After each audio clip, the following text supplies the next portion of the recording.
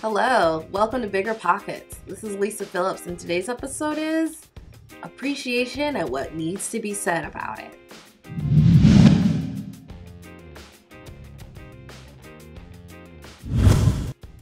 A lot of investors I hear in casual conversation are very sure about their investment property. They might have, they like the fact that they have good neighborhoods and they have credit conscious tenants who give them on average less troubles than maybe in distressed neighborhoods where the jobs aren't so good and the tenants may not have such sterling credit.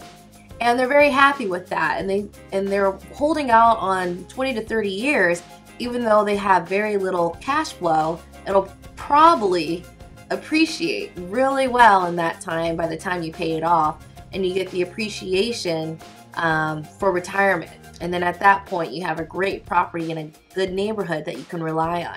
However, I was always a little skeptical about this because I don't hear information of why the appreciation should be guaranteed in 20 to 30 years, and I'm going to tell you why I am skeptical from doing my own work in working class neighborhoods. Now, what I do see though, most people have little to zero cash flow, but they have the complete leverage of owning the property. So those vacants really make a difference. And on the other side, I see like such an acceptance, the same amount of acceptance I saw in 2006 that property values will always rise.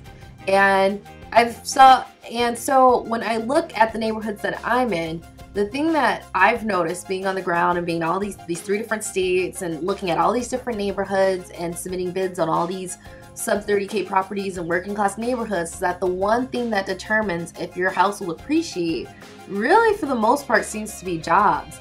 I'm in neighborhoods that 20, 30 years ago used to be like the best part of town and had a ton of people in them and were fully vacant, and you know, the architecture is amazingly beautiful because the people that live there paid extra for the upgrades.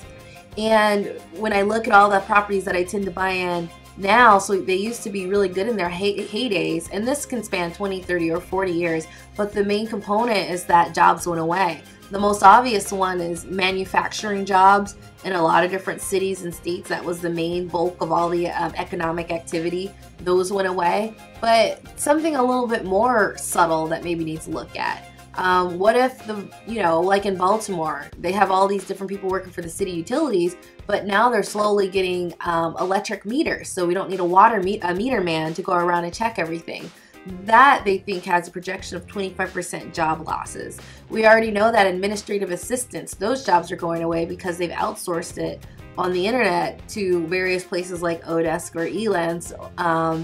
And even financial institutions, for as much money are they making, I hear every single month about 20,000 jobs lost at Chase, 25,000 at Goldman Sachs.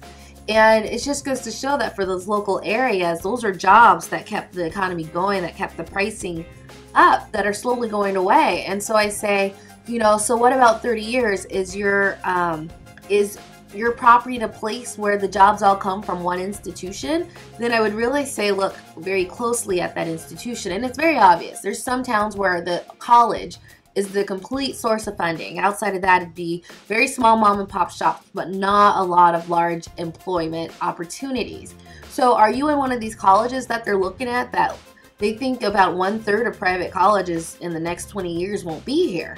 If you're in one of those places where it's good now, but you're one of those colleges that's not really competitive to charge the rates they've charged that facilitated the growth that they did, that's something that can go away. And I know I'm in the DC area, but more and more I think people across the country are a little fed up with government spending.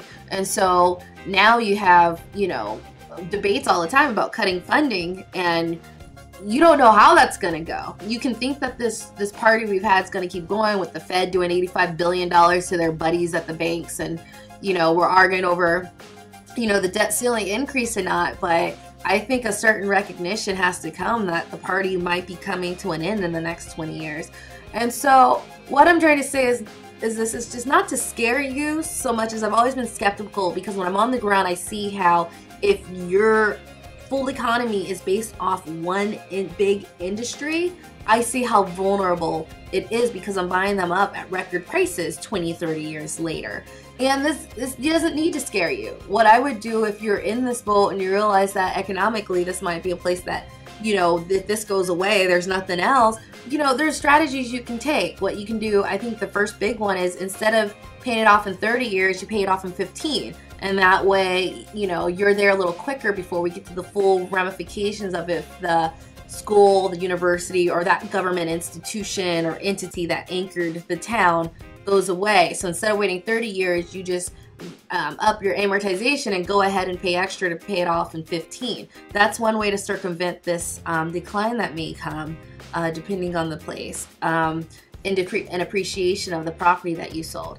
And also another way to combat that is if you're looking like you might be in a more vulnerable situation where 30 years down the road, this town that you're in only relies on one industry, you also can diversify your portfolio. So maybe you have a couple of properties that are really solid, although no cash flow, but when you retire, you'd prefer that property to manage, you know, when you don't want to be bothered. You diversify your portfolio with something more in working class neighborhood or a mobile home. And I just say this, it's a hedge, you know, so you have some cash coming in just in case that appreciation is not there, but you paid all that money for this property. You at least had something over the years to fall back on and create your savings and to make your slush fund just in case the appreciation isn't as high as you want. So that is I only do working class neighborhoods. I've done this in 3 states. I've lowballed a lot. I submitted offers on many, and I've walked many different neighborhoods, and so that's what I really see. So that's where my skepticism comes from on the promise of appreciation and what's going to be there 20 to 30 years down the road.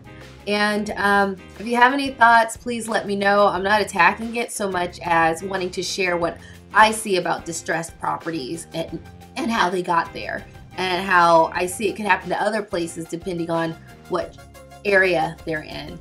So this is Lisa Phillips with BiggerPockets. Thank you very much.